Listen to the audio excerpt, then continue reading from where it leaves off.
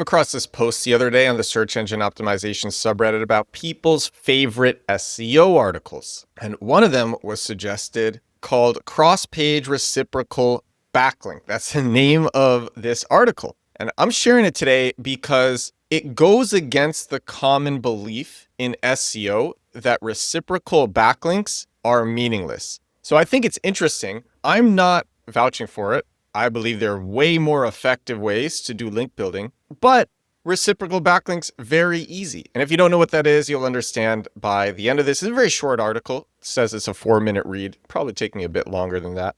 But this is it. So it starts, think of PageRank as digital currency. By the way, this is from website squadron.com, and it'll be linked to in the description for the show. Think of PageRank as digital currency. Some even call it link juice. And others will go so far as to say that it is irrelevant in SEO today. It is not irrelevant. It's when one website links to another website, your page rank increases, you get SEO link juice, which says to search engines you are authoritative. So when two contextual pages exchange, quote unquote, exchange links, each one pockets fresh authority and fresh readers. Done right, cross-page reciprocal backlinks can be the quiet catalyst that tips your article into the spotlight. Your article or your page or whatever it is, reciprocal cross-page linking, when done thoughtfully, can pass a modest share of page rank between two pages of different websites. The practice of reciprocal linking is known to have zero value, but there is a but, and this is why I thought it was interesting. There is a case to be made that doing it does add some value because data from large backlink studies show that many high-ranking pages participate in at least a few mutual links. And those studies will be shared later on in this post, but this is what it is in essence, really simple.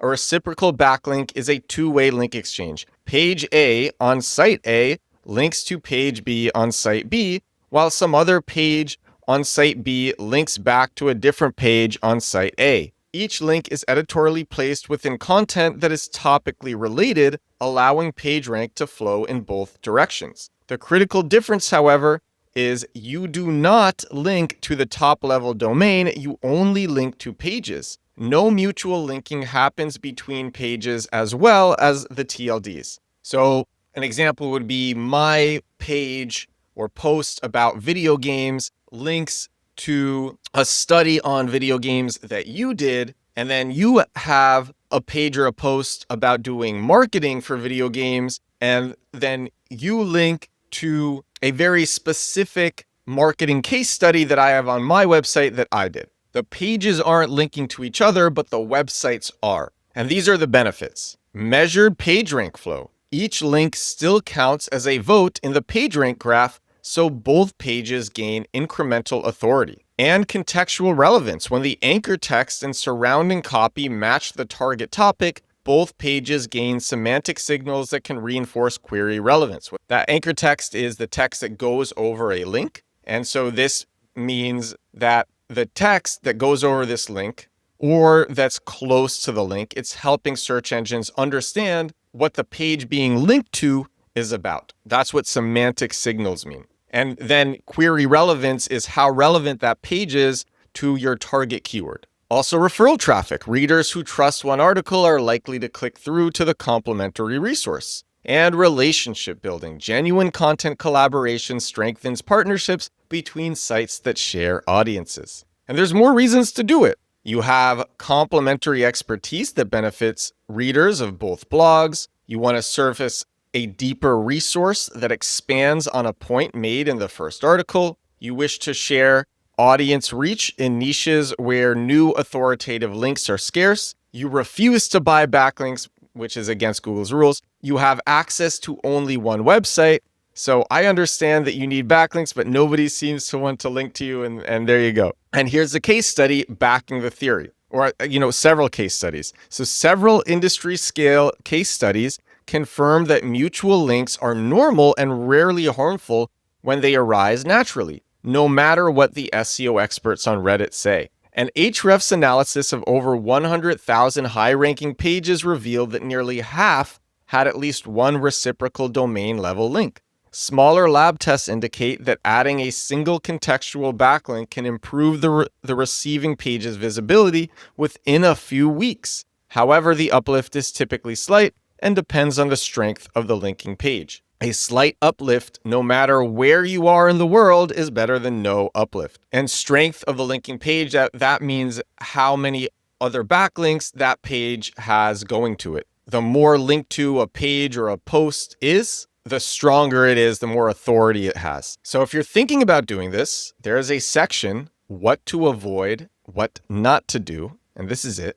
Do not automate bulk link exchanges or use link rings. You will eventually get caught by Google. Maybe not this month, perhaps not this year, but you are always just one Google update away from complete traffic destruction. Avoid swapping sidebar or footer site-wide links. These look manipulative. That's a good tip. Never trade links for payment or require a link as a condition of publishing guest content. Do not work in keywords randomly that do not seem to have context to the rest of the blog post. That is also great advice. Do not work in keywords randomly that don't seem to have context to the rest of the blog post. There's more to this. Google calls excessive any pattern where a large share of your outbound links are reciprocated by the same sites. A safe rule is to keep forced exchanges under a few percent of your total external links and ensure your link profile is dominated by one-way editorial backlinks. So one-way editorial backlinks are links from posts or from pages that are one-way and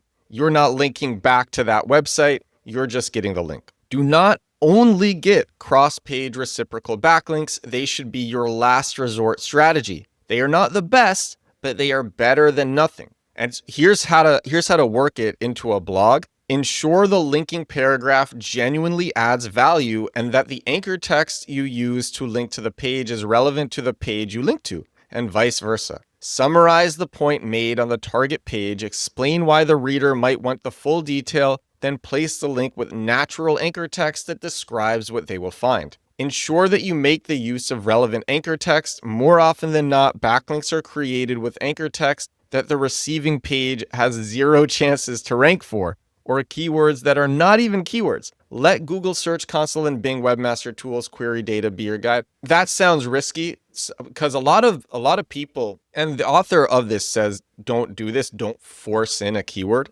It needs to read naturally. But a lot of people will pick the wrong keywords. I actually think you can use keywords that are not really keywords, or maybe they are partial match of keywords, especially the target keywords, because that still signals to search engines, this page is about this target keyword, even if it's not the exact match of the keyword. And this article continues, select pages that address closely related but distinct questions. Draft a new post that reference the partner article as supporting or extended reading. Place the link once inside the body with descriptive anchor text. Use rel no opener or rel no refer if you open the link in a new tab, but avoid rel sponsored or rel UGC since this is an editorial link. So you're not admitting to Google that this is a reciprocal backlink. You're not admitting it even though that's what it is. Keep the number of reciprocal partners low and focus on quality.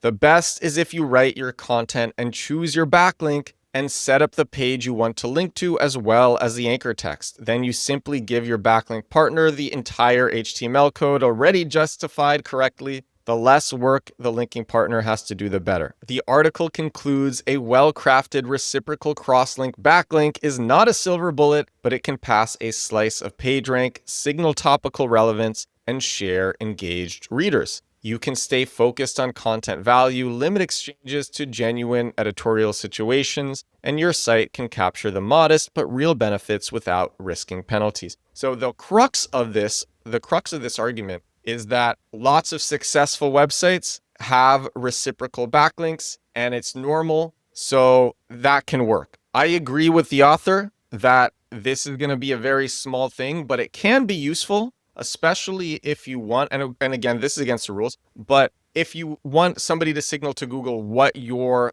page is about and you're trying to target a specific keyword, and then you have a relevant page on a relevant, hopefully on a relevant site, linking to you, saying this page or post is about this thing that you are targeting, that can be useful. Absolutely, that can be useful. It'll be more useful if you have a diversified backlink profile, if you have a natural backlink profile, and you have lots of other links. You have lots of one-way links. You're getting links from press mentions. You're getting links from podcasts. You're getting links from directories, all sorts of places. But I thought this was an interesting article. I wanted to share it. If you want my link building strategy, I have a 2+ hour link building section in Compact Keywords, my SEO course. This is how good my link building section is. This is a testimonial about it that I got, I think it was just last week. Here, and you may have seen this testimonial already. Here it is. Within the first week and a half, I made over $1,200 just from